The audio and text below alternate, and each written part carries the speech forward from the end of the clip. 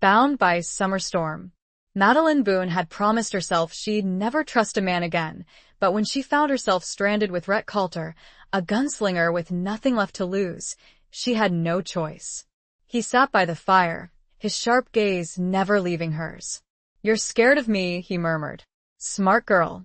But fear won't keep you warm tonight." Chapter 1. The Dawn of Broken Promises.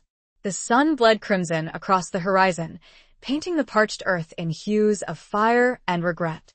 Madeline Boone watched it from the warped wooden porch of her homestead, the splintered wood digging into her palms as she gripped the railing. Each sunrise felt like a mockery, a bright, bold lie in the face of her crumbling world. The air, still cool from the desert night, carried the scent of dust and the faint, lingering aroma of the breakfast fire she'd built hours ago, the food now cold and untouched. Her homestead, once a symbol of hope and a new beginning, now felt like a cage. The weathered wood of the house, the cracked earth of the yard, the distant, shimmering heat haze, all of it pressed in on her, suffocating her with the weight of broken promises. Promises made by a man with eyes as blue as a summer sky and a smile that could charm the birds from the trees. A man who now lay 6 feet under, leaving her with nothing but debt, a failing ranch, and a heart as barren as the land around her. She ran a calloused hand through her tangled, dust-streaked brown hair, the gray strands more prominent than she remembered. At 57, Madeline felt every one of her years, and then some.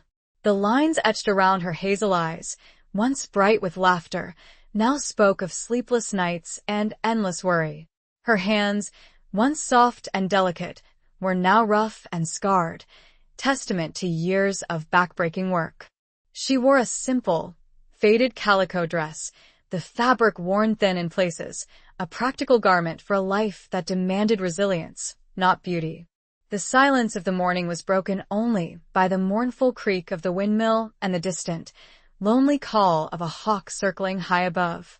She'd always loved the solitude of the frontier, the vast, open spaces that seemed to stretch on forever. But now, that solitude felt like a crushing weight, a constant reminder of her isolation. A cloud of dust on the horizon caught her eye. A rider approaching fast. Her heart clenched with a familiar mixture of fear and weary resignation. Trouble, more often than not, rode in on horseback in these parts. She reached for the Winchester rifle leaning against the porch post, her fingers wrapping around the cold, familiar steel. It was a habit born of necessity, a reflex honed by years of living on the edge of civilization, where law and order were often distant concepts. As the rider drew closer, she could make out the silhouette, a tall, lean figure atop a powerful, dust-covered horse. Not the sheriff, then. He favored a stout, dependable mare. And not one of the neighboring ranchers, either. They usually sent word before they came calling. This was a stranger. The rider reined in his horse a short distance from the porch, the animal snorting and pawing at the ground. He sat tall in the saddle, a figure carved from the harsh landscape itself. His face was shadowed by the wide brim of his hat, but Madeline could sense the intensity of his gaze. He wore the clothes of a working man, worn leather chaps, a faded denim shirt, a gun belt slung low on his hips, the Colt revolver gleaming ominously in the morning light. Dust clung to him like a second skin, a testament to long days on the trail. He dismounted with a fluid grace that belied the weariness etched in the lines of his body. He tied his horse to a nearby post, his movements economical and precise. Then, he turned to face her, his eyes, now visible beneath the shadow of his hat, were the color of gunmetal, sharp and assessing. "Morning," he said, his voice a low, gravelly drawl that sent an unexpected shiver down her spine. It wasn't a threatening voice, but it held a weight, a hint of something dangerous. Madeline kept the rifle trained on him, her finger resting lightly on the trigger. "What brings you to my property, stranger?" He didn't flinch. He simply held her gaze, his expression unreadable. "My horse threw a shoe. I saw your windmill. Figured you might have a forge." She hesitated. It was a reasonable request. And she did have a forge, a relic from her husband's more ambitious days. But trust was a luxury she could no longer afford. There's a town, Bitter Creek, about 10 miles east. They have a blacksmith. 10 miles is a long walk for a horse with a bad shoe, he replied, his gaze flicking towards his animal, which stood patiently, its head drooping slightly. And I'm not sure I have 10 miles left in me. There was a weariness in his voice that resonated with her own. A weariness that went beyond physical exhaustion. She lowered the rifle slightly, but kept it close. What's your name? Coulter, he said. Rhett Coulter. The name meant nothing to her. But the way he said it, the slight hesitation before he spoke, told her it might not be his real name. Or at least not the whole story. Madeline Boone, she replied, her voice steadier than she felt. And this is my property. You're welcome to use the forge, Mr. Coulter. But I'll be watching. He nodded, a slight dip of his head that acknowledged her warning. Fair enough, Mrs. Boone. He moved towards the small, dilapidated shed that housed the forge, his movements slow and deliberate, giving her no reason to feel threatened. But still, she watched him, her senses on high alert. Every instinct screamed at her to send him on his way, to barricade herself inside the house and wait for him to disappear. But something held her back. Perhaps it was the weariness in his voice, the shared understanding of a hard life etched on his face. Or perhaps it was simply the desperate hope that this stranger, this Rhett Coulter, might be something other than another broken promise in a long line of disappointments. As he disappeared into the shed, the clang of metal soon filling the air, Madeline leaned against the porch post, the rising sun warming her back. She closed her eyes for a moment, taking a deep breath of the dust-filled air. She was tired. Tired of fighting, tired of struggling, tired of being alone. But she was also a survivor. And she would survive this too. She had to. She had made a promise, a new one. A promise when the final shovel of earth was tossed on her husband's grave, that she would stay. That she would make the ranch work, against all odds. Against her aching heart. The clanging stopped. He would be needing water, and a fresh shoe was out of the question. She had none. She took the rifle, and went to find him. It was the polite, the human thing to do, after all. But there was a nagging feeling, far more unsettling than mere politeness. There was the feeling that something was about to change, and this stranger was at the core of it all. Chapter 2. Whispers across the barren lands. The interior of the shed was dim and dusty, the air thick with the smell of coal smoke and old iron. Rhett Coulter stood silhouetted against the faint light filtering through the cracks in the walls, his back to Madeline as he worked the bellows, coaxing the embers in the forge to a fiery glow. He moved with a practiced efficiency, his strong hands handling the tools with a familiarity that spoke of years of experience. Madeline approached cautiously, the rifle held loosely at her side. Need some water? She asked, her voice echoing slightly in the confined space. He glanced over his shoulder, his gunmetal eyes catching the light, momentarily illuminating the harsh lines of his face. There was a weariness there, a deep-seated fatigue that mirrored her own, but also something else, a hardness, a guardedness that made her wary. That'd be appreciated, Mrs. Boone, he replied, his voice still that low, gravelly drawl that seemed to vibrate through the very air around them. She nodded and went to the water barrel she kept outside the shed, filling a bucket with the cool, clear liquid. The water was precious, drawn from a deep well that was the lifeblood of her ranch. Sharing it with a stranger felt like a significant act, a small offering of trust in a world where trust was often betrayed.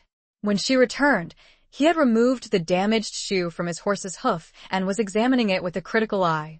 The horse, a magnificent chestnut stallion, stood patiently nearby, its dark eyes watching them both with an almost unnerving intelligence. Lost the shoe completely, he said, more to himself than to her. Road's rough out there. Madeline set the bucket down beside him. It is, she agreed. This land doesn't give up its secrets easily. He glanced at her, a flicker of something understanding, perhaps, in his eyes.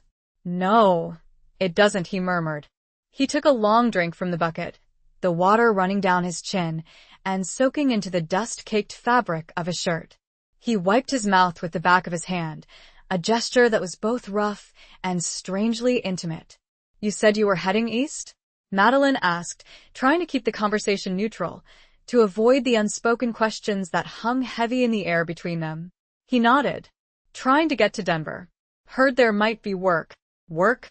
She couldn't help the skepticism in her voice. Denver was a long way off. Chapter 3. A stranger's shadow in the dying light. "Work," Rhett repeated, his voice flat, devoid of any inflection that might betray his true intentions.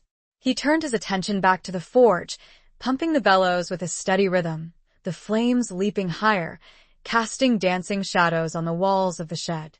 "A man's gotta eat." Madeline watched him, her mind racing. Denver was a boom town, a magnet for those seeking their fortune or escaping their past. And Rhett Coulter looked like a man who had a past he was trying to outrun. The way he held himself, the guardedness in his eyes, the ever-present gun on his hip all spoke of a life lived on the edge, a life where danger was a constant companion. "What kind of work?" she pressed, unable to quell her curiosity, despite her better judgment. He shrugged, his broad shoulders rising and falling beneath the worn fabric of his shirt. "Whatever's available. I'm not particular." That was a lie, Madeline knew. A man like Rhett Coulter wouldn't be content with just any kind of work. He was a man of action, a man used to taking risks. She wondered what had driven him to this point, what had brought him to her doorstep, seeking refuge in a broken-down homestead on the edge of nowhere. The silence stretched between them, punctuated only by the roar of the forge and the rhythmic creak of the bellows. Madeline found herself studying him, taking in the details she hadn't noticed before. The way the firelight played on his weathered face, highlighting the sharp angles of his cheekbones and the deep lines etched around his eyes. The strength in his hands, calloused and scarred, yet capable of surprising gentleness, as she'd seen when he'd handled his horse. He was a handsome man, in a rugged, untamed way. Not the kind of handsome that turned heads in a saloon, but the kind that spoke of resilience, of a life lived hard and close to the bone. And despite her wariness, despite the fear that still gnawed at her, Madeline felt a flicker of something else, a strange, unsettling attraction. It was a dangerous feeling, she knew. A feeling she had sworn off long ago, after the betrayal that had shattered her world. But she couldn't deny it. There was something about Rhett Coulter that drew her in, something that made her want to know more, to understand the secrets hidden beneath his guarded exterior. He finished shaping the hot iron on the anvil, the sparks flying like miniature stars in the dim light of the shed. He plunged the glowing metal into the bucket of water, a hissing cloud of steam erupting, momentarily obscuring him from view. When the steam cleared, he held up the newly fashioned horseshoe, examining it with a critical eye. "It'll do," he said, his voice muffled by the lingering steam. "Not perfect, but it'll get me to Bitter Creek." "You're leaving?" Madeline asked, surprised by the sudden pang of disappointment she felt. She hadn't realized how much she'd been hoping he would stay, even just for a little while longer. He nodded. "I've imposed on your hospitality long enough, Mrs. Boone." He began to gather his tools, his movements efficient and purposeful. "You could stay the night," she blurted out, the words escaping before she could stop them. She immediately regretted her impulsiveness. What was she thinking? Inviting a complete stranger, a potentially dangerous man, to stay in her home? He paused, his hand hovering over his saddlebag. He turned to look at her, his gunmetal eyes searching her face, as if trying to decipher her motives. "Why would you offer that, Mrs. Boone?"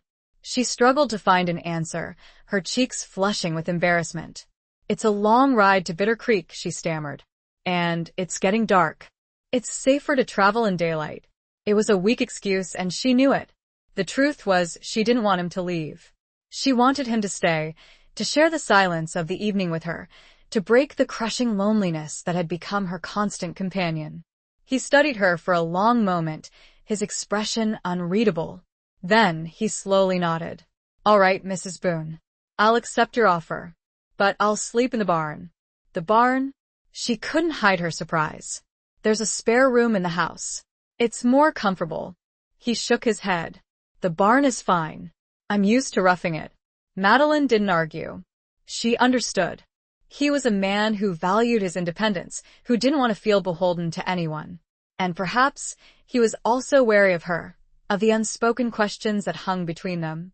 As the last rays of the sun dipped below the horizon, casting long, eerie shadows across the barren landscape, Madeline found herself standing on the porch, watching Rhett Coulter lead his horse towards the dilapidated barn. The silence of the evening settled around them, broken only by the chirping of crickets and the distant howl of a coyote. She wrapped her arms around herself, a shiver running down her spine, despite the warmth of the lingering heat. She was alone again, yet not alone. The presence of the stranger, sleeping just a short distance away, filled the air with a strange tension, a mixture of fear and anticipation. She knew she should be afraid. She knew she should be cautious. But as she looked up at the vast, star-studded sky, she couldn't help but feel a flicker of hope, a tiny spark of something she thought she had lost forever. The stranger's shadow had fallen across her life, and she knew, with a certainty that both thrilled and terrified her, that nothing would ever be the same again. The dying light held a promise, or perhaps a threat. She couldn't tell which, not yet. Chapter 4. The Weight of a Colt and a Broken Heart.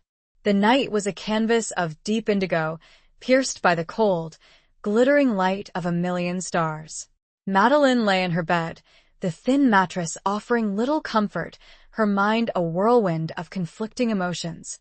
The silence of the house was oppressive, amplified by the knowledge that Rhett Coulter was sleeping just a few yards away, in the barn. She tossed and turned, the rough linen sheets tangling around her legs. Sleep eluded her, chased away by a mixture of fear, curiosity, and a strange, unsettling excitement. She hadn't felt this alive in years, this sense of heightened awareness, of being on the edge of something significant. She thought of her husband, Thomas, his memory a bittersweet ache in her heart. He had been a good man, a kind man, but ultimately a weak man. He had lacked the grit, the resilience needed to survive in this harsh land. He had chased dreams that were too big, too ambitious, leaving her with the burden of his failures. She had loved him, in her own way, but it had been a love born of companionship, of shared hopes and dreams, not the fiery, passionate love she had once imagined as a young girl. And now he was gone, leaving her to face the world alone. She rose from the bed, unable to bear the confines of the small, stuffy room any longer. She wrapped a shawl around her shoulders, the thin fabric offering little protection against the chill night air. She walked to the window, her bare feet silent on the worn wooden floor. The moon, a sliver of silver in the vast darkness, cast long, eerie shadows across the yard. She could see the outline of the barn, a dark, hulking shape against the lighter sky. Was he asleep? She wondered. Or was he, too, lying awake, his mind filled with thoughts he couldn't share? She thought of his eyes, the color of gunmetal, so intense and yet so guarded. What secrets did they hold? What pain did they conceal? She felt an inexplicable urge to know, to understand the man who had ridden into her life like a dust storm, disrupting the carefully constructed order of her lonely existence. Suddenly, a sound broke the silence, a soft, mournful whimper, coming from the direction of the barn. Her heart clenched with alarm. Was it his horse? Or something else? She hesitated for a moment, her fear warring with her concern. She was a woman alone, in a dangerous land. She should stay inside, lock the doors, and wait for morning. But she couldn't ignore the sound. It was a sound of distress, a sound that tugged at something deep within her. She grabbed the Winchester rifle from its place beside the door, the cold steel a familiar comfort in her hands. She stepped out onto the porch, the cool night air raising goosebumps on her arms. The moon, now higher in the sky, illuminated the yard with a pale, ethereal light. She moved cautiously towards the barn, her senses on high alert. The whimpering grew louder as she approached, accompanied by a soft, rhythmic thudding. She reached the barn door, her heart pounding in her chest. She hesitated, her hand hovering over the latch. Then, she took a deep breath, pushed the door open, and stepped inside.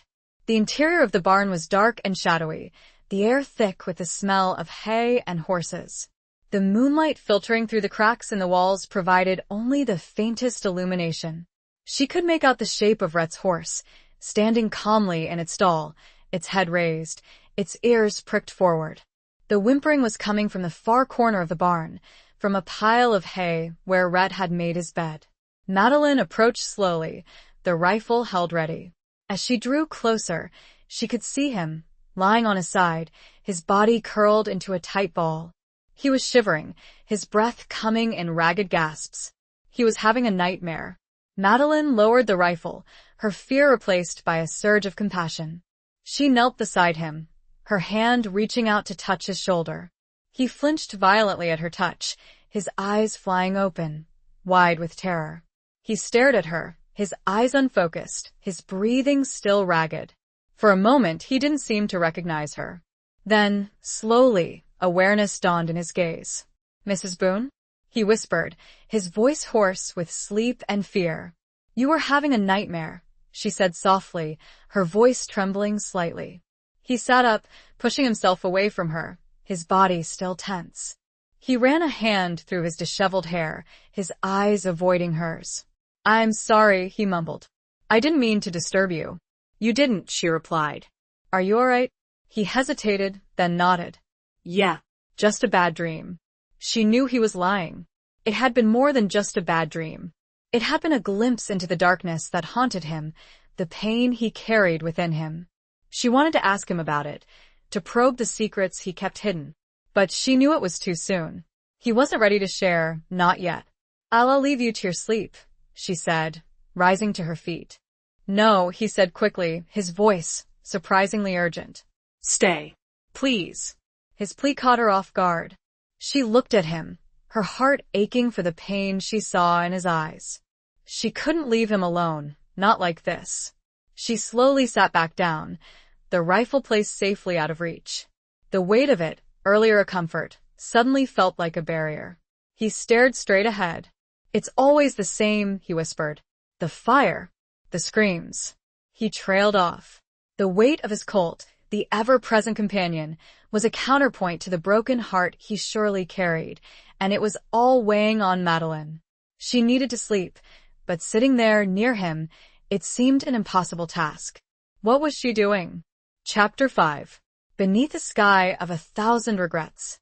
Madeline sat in the hay, the rough stalks prickling her skin through her shawl and dress, the scent of dust and horses filling her nostrils. The silence stretched between them, thick and heavy, punctuated only by Rhett's ragged breathing and the occasional soft snort from his horse.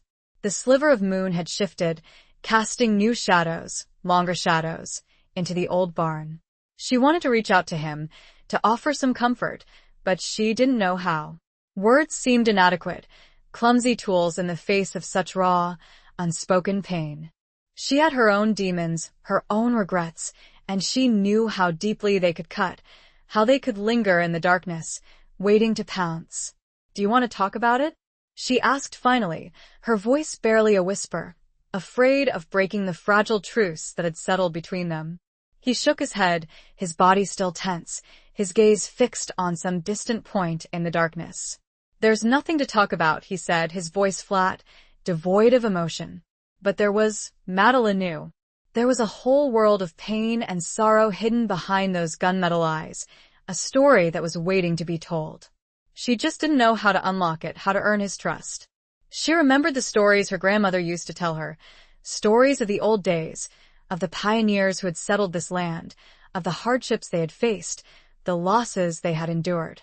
They were stories of courage and resilience, but also of heartbreak and betrayal.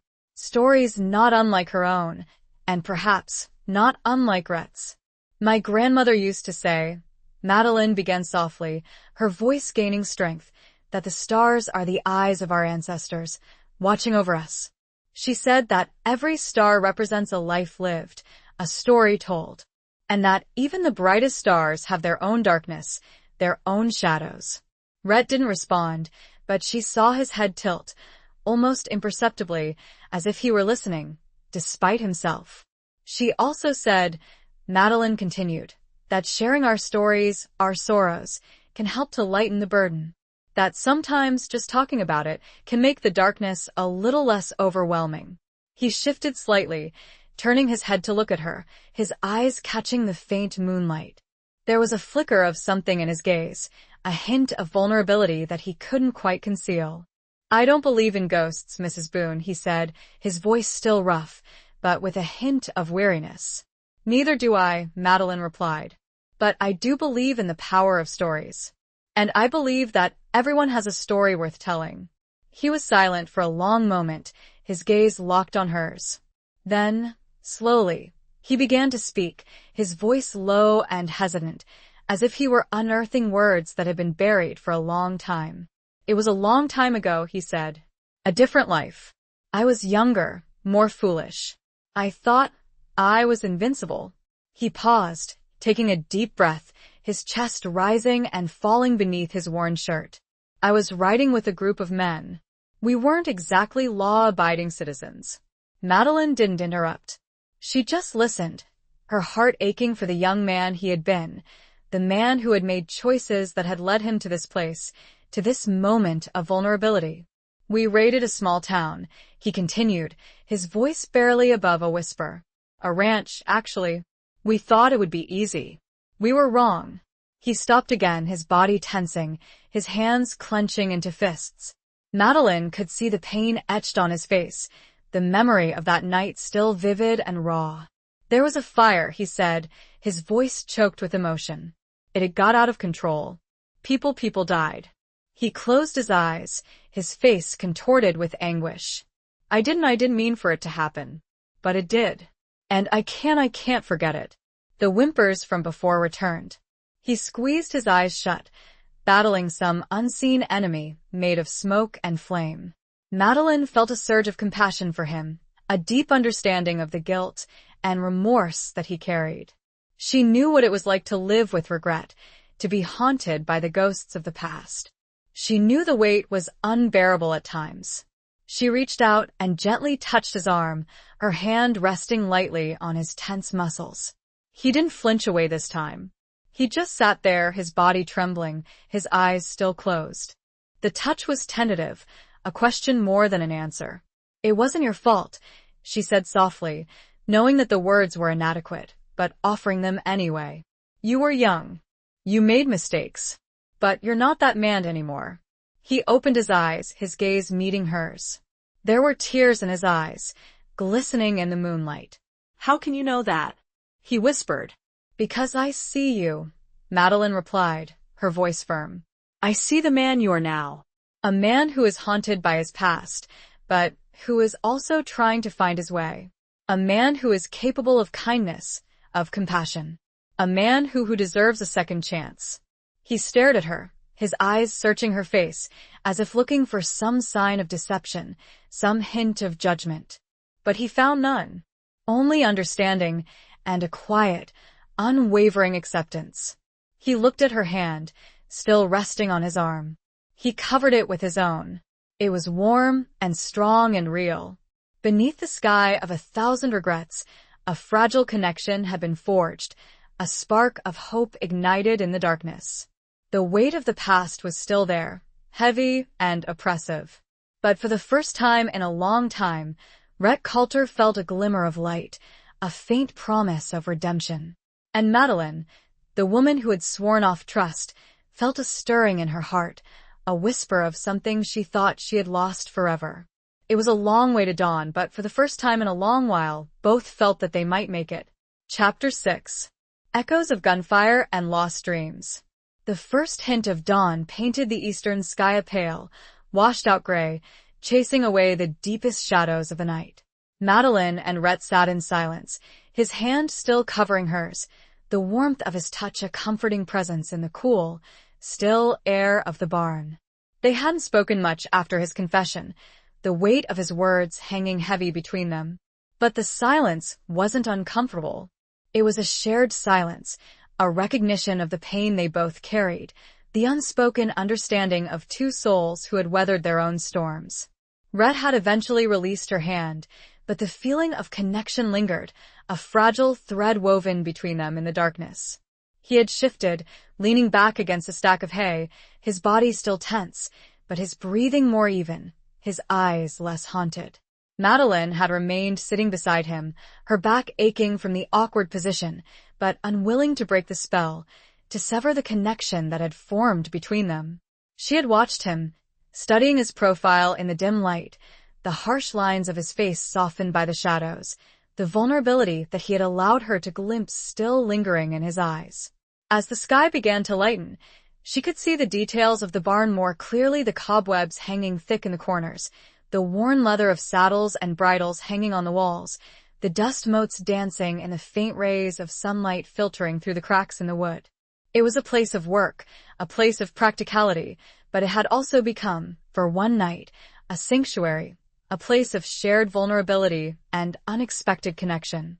Rhett stirred, stretching his stiff limbs, his movements slow and deliberate. He turned to look at her, his gunmetal eyes meeting hers, a flicker of something gratitude, perhaps, in their depths.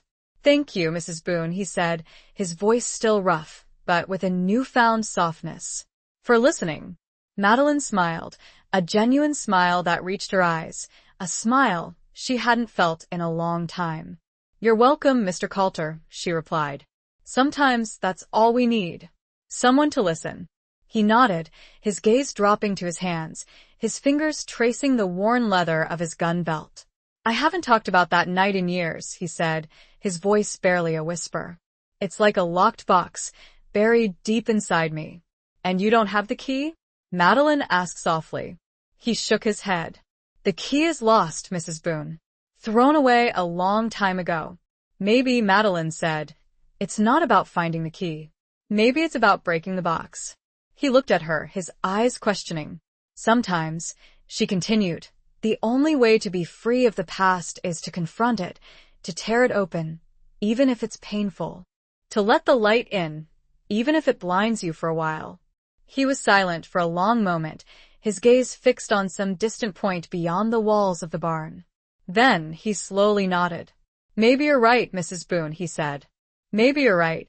The sound of a rooster crowing, a strident call that shattered the quiet stillness of the morning, broke the spell.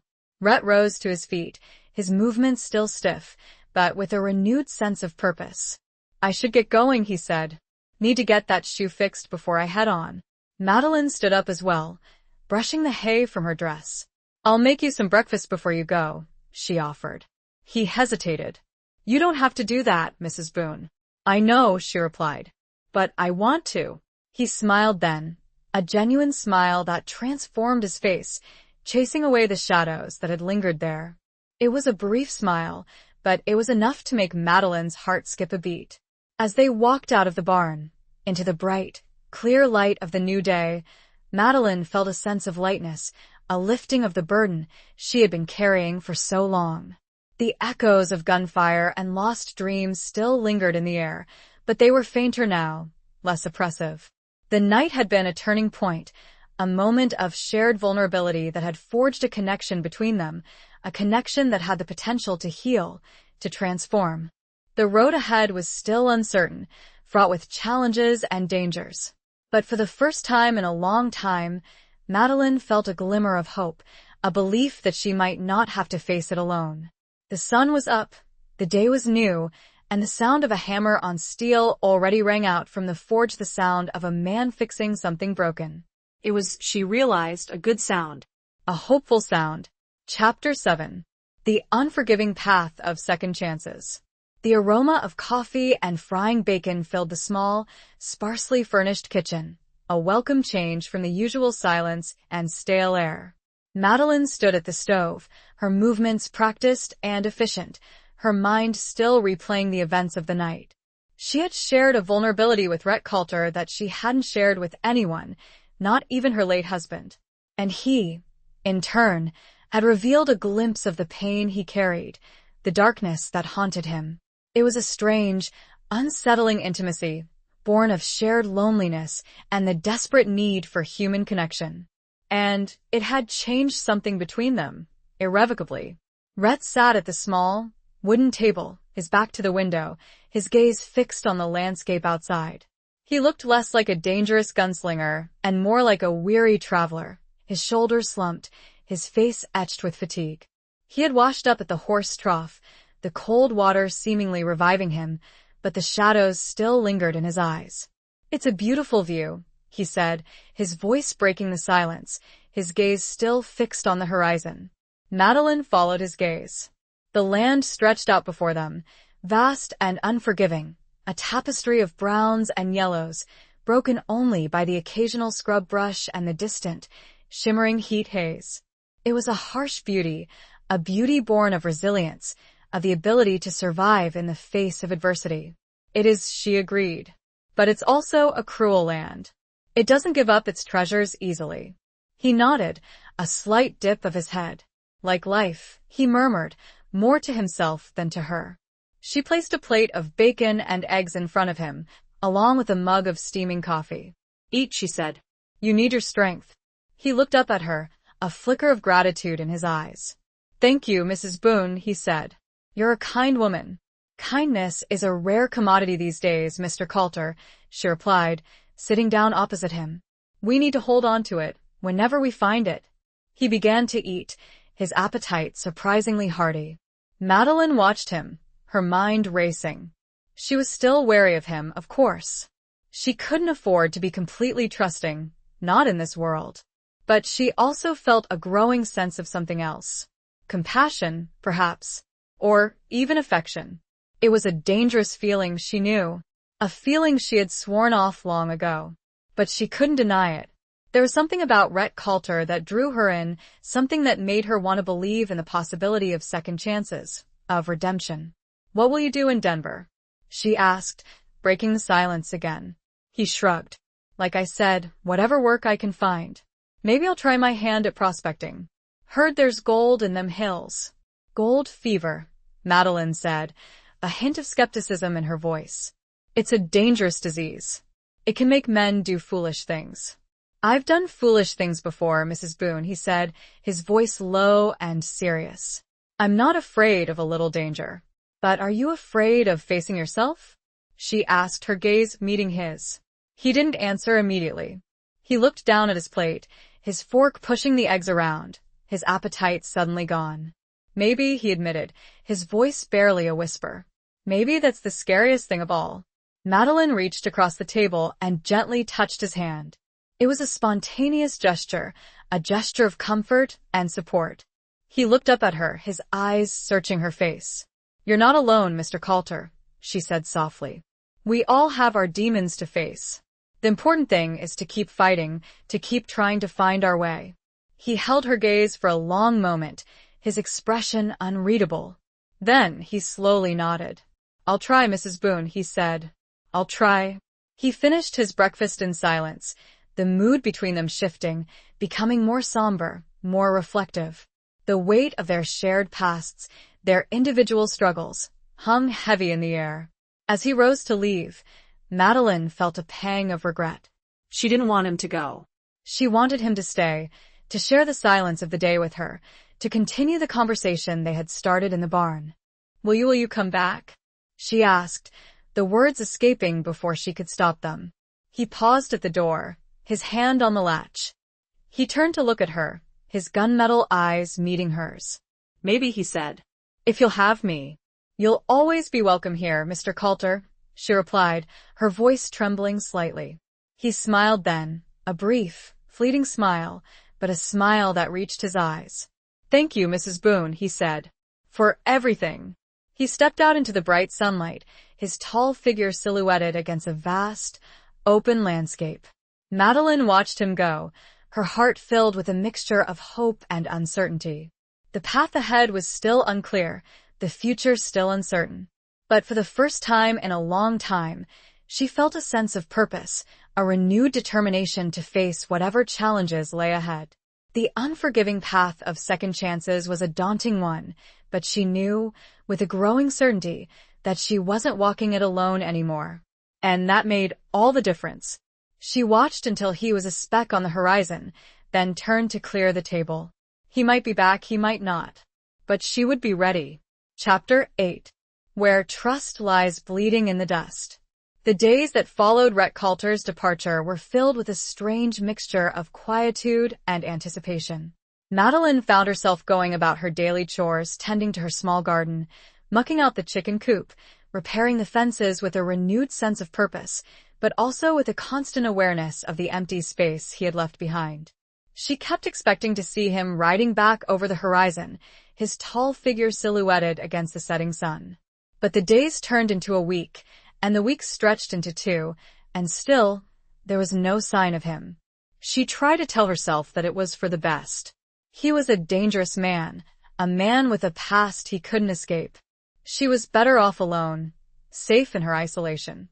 But the silence of the house, the emptiness of the evenings, mocked her attempts at self-deception. She found herself thinking about him constantly, replaying their conversations in her mind, remembering the way he had looked at her, the vulnerability he had shown her. She wondered where he was, what he was doing, whether he had found work in Denver, or whether he had moved on, seeking his fortune elsewhere. One afternoon, as she was mending a section of broken fence, she saw a rider approaching in the distance. Her heart leaped with a mixture of hope and trepidation. Could it be him? As the rider drew closer, she realized it wasn't Rhett. It was Sheriff Brody, a stout, weathered man with a gruff demeanor and a reputation for being both fair and unforgiving. He rode a sturdy, dependable mare, his saddlebags bulging with supplies. Madeline greeted him with a cautious nod, her hand instinctively reaching for the rifle she had learned to keep close at hand. "Afternoon, Mrs. Boone," Brody said, his voice raspy from years of dust and whiskey. "Just checking in. Haven't seen you in town lately." "I've been busy," Madeline replied, her voice neutral. "Keeping to myself." Brody dismounted, his movements slow and deliberate. He tied his horse to the fence post, his eyes scanning the property, taking in the details. "Heard you had a visitor a couple weeks back," he said, his gaze settling on her. Madeline's heart skipped a beat. How did he know? Had someone seen Rhett? Or had he simply heard rumors, whispers carried on the wind? "A man came by," she admitted, her voice carefully guarded. "Needed help with his horse." "A man named Coulter?" Brody pressed, his eyes narrowing. Madeline hesitated. She didn't want to lie, but she also didn't want to betray Rhett. "He said his name was Coulter," she replied. "Rhett Coulter." Brody nodded slowly, his expression unreadable. "He's a wanted man, Mrs. Boone," he said, his voice low and serious. "Murder. Robbery. He's got a long list of charges against him." Madeline felt a chill run down her spine. She had suspected as much, of course. But hearing it confirmed, hearing the harsh reality of Rhett's past spoken aloud, made it all the more real, all the more dangerous. He didn't seem dangerous," she said, her voice trembling slightly. Brody snorted. "They never do, Mrs. Boone. That's how they get away with it. They charm their way into your trust, and then they bleed you dry." His words struck a chord, echoing her own fears, her own experiences. She thought of her husband, Thomas, his charm and his broken promises. Had Rhett been the same? Had he simply been using her, taking advantage of her kindness, her loneliness? Did he steal anything? Brody asked, his eyes searching her face. "No," Madeline replied. He just needed help with his horse. And a place to rest. Brody studied her for a long moment, his expression unreadable. "You're a good woman, Mrs. Boone," he said finally. "But you're too trusting. This land, it breeds wolves in sheep's clothing. You need to be careful." He mounted his horse, his movements stiff and weary. "I'll be heading on," he said. "But I'll be back. And if you see Coulter again, you let me know. He needs to be brought to justice." Madeline nodded, her throat tight with emotion. "I will," she said, her voice barely a whisper. She watched him ride away, his figure growing smaller and smaller until he disappeared over the horizon. She stood there for a long time, her mind a whirlwind of conflicting emotions. Fear, doubt, betrayal, and a lingering sense of something else. Something she couldn't quite name. She had trusted Rhett Coulter, even if only for a brief time. She had opened her home to him, shared her food with him, listened to his story. And now, she had learned that he was a wanted man, a criminal. Trust, she realized, was a fragile thing, easily broken, easily shattered. And in this harsh, unforgiving land, it could be a deadly mistake. The dust settled where the sheriff's horse had stood. It swirled, then lay still, the silence returning, heavier now. Where trust lay bleeding, only doubt remained. Chapter 9. The cold embrace of a frontier night. The sun dipped below the horizon, painting the sky in hues of fiery orange and deep purple, a breathtaking spectacle that Madeline usually found solace in. But tonight, the beauty of the sunset only served to amplify her sense of unease, her growing feeling of isolation and vulnerability. Sheriff Brody's visit had shaken her, casting a long shadow over the fragile trust she had begun to build with Rhett Coulter. She had tried to convince herself that the sheriff was wrong, that Rhett wasn't the dangerous criminal he was portrayed to be. But the doubt lingered, gnawing at her, whispering insidious questions in her ear. She had gone about her evening chores with a heavy heart, her movements mechanical, her mind preoccupied. She had fed the chickens, milked the cow, and brought in the firewood, but her thoughts kept returning to Rhett, to the night they had spent in the barn, to the vulnerability he had shown her. As darkness settled around her, the cold embrace of the frontier night seeped into her bones. She lit the lamps in the house, the flickering flames casting dancing shadows on the walls, creating an illusion of warmth and comfort. But the silence of the house was oppressive, broken only by the occasional creak of the floorboards and the mournful howl of a coyote in the distance. She tried to read, to lose herself in the pages of a worn novel, but the words blurred before her eyes, her mind unable to focus. She found herself listening, straining to hear any sound that might break the silence, any indication that she wasn't alone. She thought of Rhett, of his gunmetal eyes, of the way he had looked at her, of the story he had shared with her. Was it all a lie? A carefully constructed facade designed to deceive her, to gain her trust? Or was there some truth to it, some glimmer of the man he claimed to be, the man who had been haunted by his past? She rose from her chair, unable to sit still any longer. She walked to the window, her gaze drawn to the darkness outside. The moon, a sliver of silver in the vast, star-studded sky, cast long, eerie shadows across the yard. She could see the outline of the barn, the place where Rhett had slept, the place where they had shared a moment of unexpected connection. Suddenly, she heard a sound of faint, muffled thud coming from the direction of the barn. Her heart leaped into her throat. Was it him? Had he come back? Or was it someone else, someone more dangerous? She grabbed the Winchester rifle, her hands trembling, her senses on high alert. She moved cautiously towards the door, her every instinct screaming at her to stay inside, to lock the doors and wait for morning. But she couldn't ignore the sound. She had to know what it was. She stepped out onto the porch, the cold night air raising goosebumps on her arms. The moon, now higher in the sky, illuminated the yard with a pale, ethereal light. She moved slowly towards the barn, the rifle held ready, her finger resting lightly on the trigger. As she approached the barn door, she heard another sound, a soft, rhythmic creaking, accompanied by a low, muffled groan. She hesitated, her hand hovering over the latch. Then, taking a deep breath, she pushed the door open and stepped inside. The interior of the barn was dark and shadowy, the air thick with the smell of hay and horses. The moonlight filtering through the cracks in the walls provided only the faintest illumination.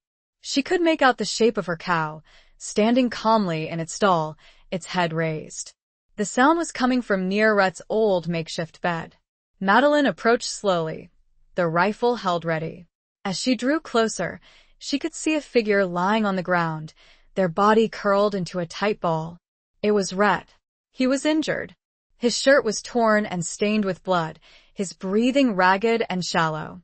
He was clutching his side, his face contorted with pain. Madeline lowered the rifle, her fear replaced by a surge of alarm. She knelt beside him, her hand reaching out to touch his forehead. He was burning with fever. "Rhett?" she whispered, her voice trembling. What happened? He opened his eyes, his gaze unfocused, his pupils dilated. He stared at her for a moment, his lips moving, but no sound coming out. Then, slowly, recognition dawned in his eyes. "Mrs. Boone?" he whispered, his voice hoarse and weak. "It's me," she said, her voice choked with emotion. "You're hurt. What happened?" He tried to speak, but a spasm of pain racked his body, causing him to cry out. Madeline could see the blood seeping through his fingers, staining the hay beneath him. She knew she had to act quickly. He needed help, and he needed it now. The cold embrace of a frontier night was no place for a wounded man. And despite everything, she knew she couldn't leave him. Not like this. The decision was made. Chapter 10. Secrets Carved in Scars and Silence. Madeline ripped strips of cloth from a clean, albeit old, linen sheet she'd retrieved from the house, her hands working swiftly and efficiently, despite their trembling. She had dealt with injuries before, on the ranch, with animals, and once, with Thomas, after a nasty fall from his horse. But this was different. This was a gunshot wound, and it looked bad. "I need to get you inside," she said, her voice firm, trying to project a confidence she didn't feel. "Can you stand?" Rhett shook his head weakly, his face pale and drawn, his eyes clouded with pain. "Don't think so," he whispered, his voice barely audible. She knew she couldn't move him alone. He was a big man, and she lacked the strength. But she couldn't leave him in the barn, exposed to the cold and the damp. She needed to get him to the house, where she could tend to his wound properly, where she could offer him some warmth and comfort. "I'll get a blanket," she said. And I'll try to drag you. It won't be comfortable, but it's the best I can do." She ran back to the house, her heart pounding in her chest, her mind racing.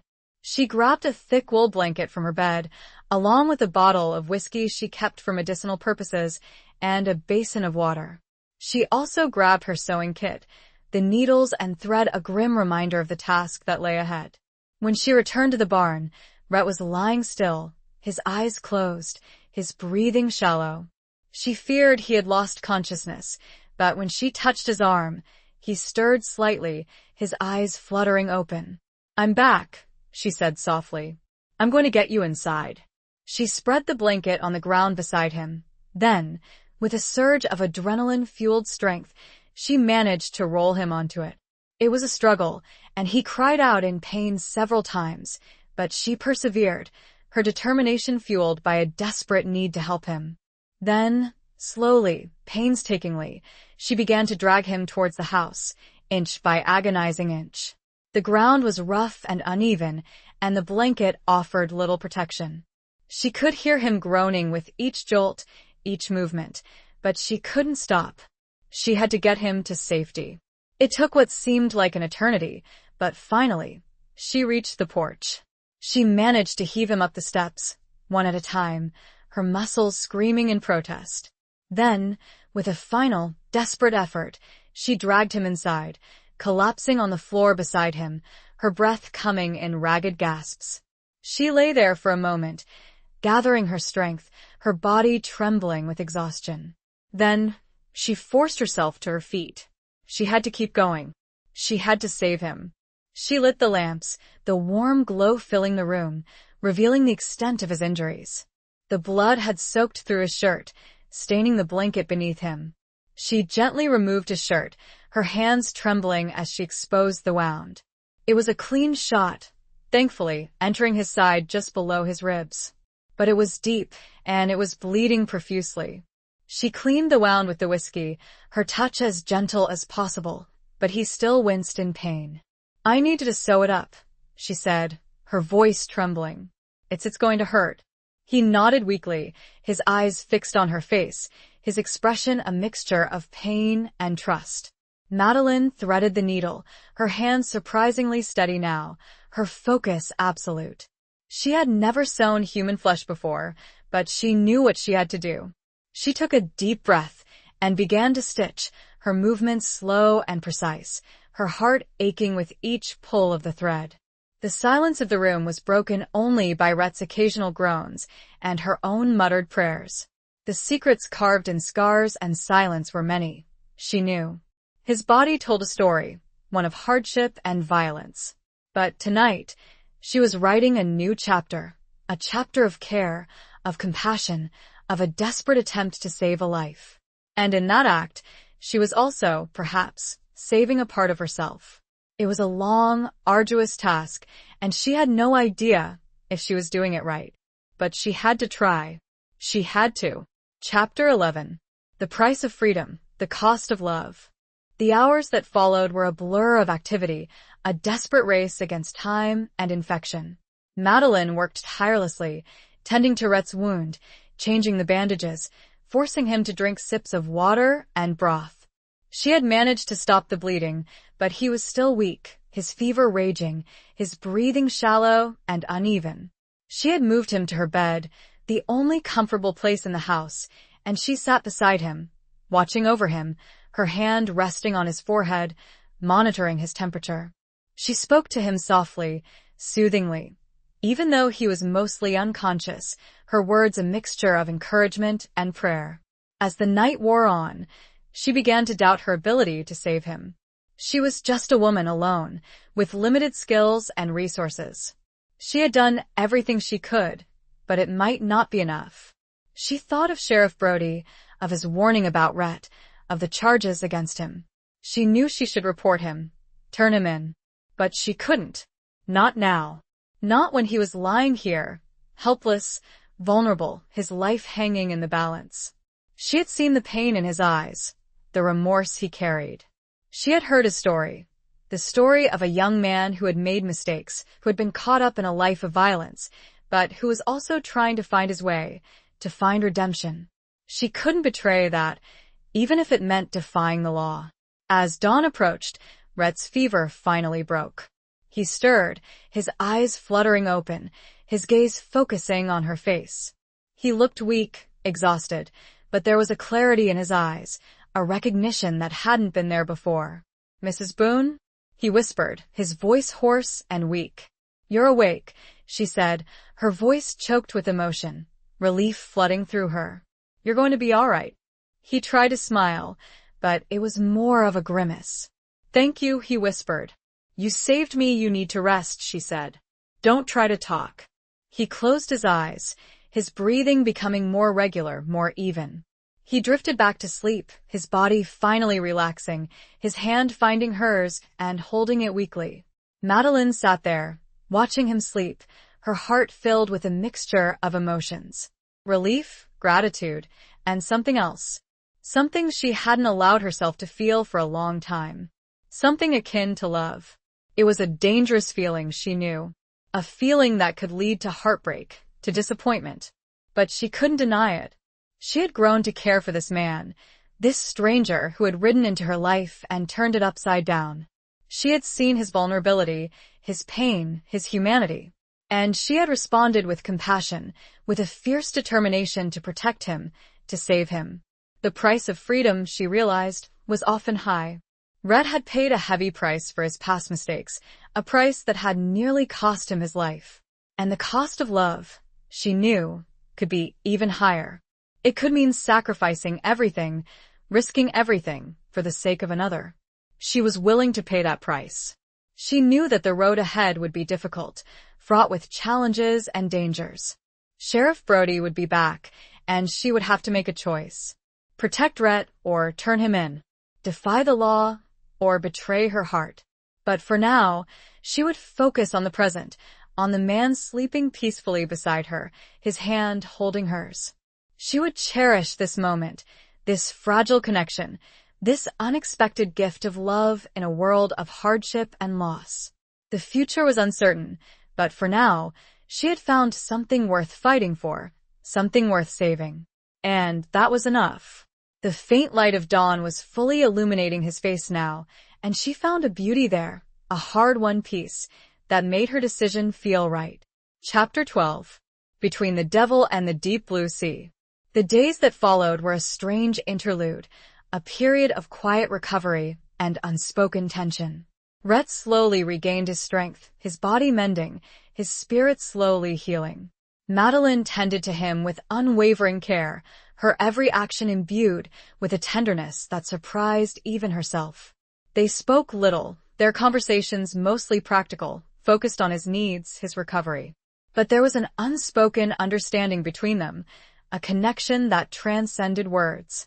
They shared a secret, a bond forged in the crucible of danger and compassion.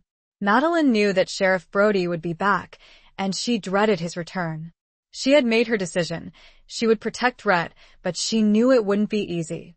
She was caught between the devil and the deep blue sea, between the law and her heart. One afternoon, as Rhett was sitting on the porch, soaking up the warm sunshine, Madeline decided to broach the subject. She sat down beside him, her hands clasped tightly in her lap, her heart pounding in her chest. "Sheriff Brody will be back," she said, her voice low and serious. "He knows about you." Rhett nodded, his gaze fixed on the distant horizon. "I figured as much," he said. "He's a persistent man." "What will you do?" she asked, her voice trembling slightly. He turned to look at her, his gunmetal eyes searching her face. "I don't know," he admitted. "I can't run forever." "But I can't go back to that life." "There's another option," Madeline said, her voice barely a whisper. He raised an eyebrow, his expression questioning. You could stay here," she said, her words tumbling out in a rush. "With me. We could make a life here. Together." It was a bold proposition, a dangerous proposition. But she had to say it. She had to offer him an alternative, a chance at a new beginning. He stared at her, his eyes wide with surprise. You'd risk that?" he asked. "For me? I already have," she replied, her voice firm. "I saved your life. I defied the law. I care about you, Rhett." He reached out and gently touched her cheek, his hand rough but tender. "Madeline," he said, his voice choked with emotion. I don't know what to say." "Say you'll stay," she whispered. "Say you'll give us a chance." He was silent for a long moment, his gaze locked on hers. Then slowly he nodded. "All right," he said. "I'll stay. For as long as you'll have me." Madeline felt a surge of relief, of joy, of hope. She had made a choice, a dangerous choice, but it felt right. It felt like the only choice she could have made. But their newfound happiness was short-lived. As if summoned by their conversation, a cloud of dust appeared on the horizon, growing larger and larger as it approached. It was Sheriff Brody, and he wasn't alone. He had brought 2 deputies with him. Madeline and Rhett exchanged a look of fear and determination. They knew this was it. The moment of reckoning had arrived. Rhett stood up, his body still weak, but his stance firm. He reached for his gun, but Madeline stopped him. "No," she said. "Let me talk to him. Please." He hesitated, his hand hovering over the butt of his Colt. Then slowly he nodded. "All right," he said. "But be careful." Madeline walked towards the approaching riders, her heart pounding in her chest, her mind racing. She had to find a way to protect Rhett, to convince Brody to leave him alone. She had to find a way to save the life they had just begun to build together. She didn't know how, but she had to try. She would lie, she would plead, she would do whatever it took. Because between the devil and the deep blue sea, she had chosen love. And she would fight for it, with every fiber of her being. Brody was close enough now that she could see his weathered face clearly. There was no turning back. Chapter 13. A dance with danger and desire. Madeline stood her ground as Sheriff Brody and his 2 deputies reined in their horses a short distance from the porch. The air was thick with tension, the silence broken only by the snorting of the horses and the creak of saddle leather. Brody's eyes, hard and unforgiving, scanned the property, lingering on Rhett, who stood on the porch, his hand resting near his gun, his body tense and ready. "Mrs. Boone," Brody said, his voice gruff and devoid of any warmth. "We meet again." "Sheriff," Madeline replied, her voice surprisingly steady, despite the fear that was churning in her gut. "What brings you back?" "You know why I'm here, Mrs. Boone," Brody said. "I'm here for Coulter." Madeline took a deep breath, steeling herself for the confrontation. "He's not here, Sheriff," she said, her voice firm, her gaze unwavering. "He left a few days ago. Headed east." It was a lie, a bold-faced lie, and she knew it. But she had to try. She had to protect Rhett, even if it meant defying the law, even if it meant facing Brody's wrath. Brody's eyes narrowed. "You're lying, Mrs. Boone," he said, his voice low and menacing. "I know he's here. I can feel it." "I'm telling you the truth, Sheriff," Madeline insisted. "He's gone. You're wasting your time." Brody dismounted, his movements slow and deliberate. He walked towards her, his boots crunching on the gravel, his spurs jingling ominously.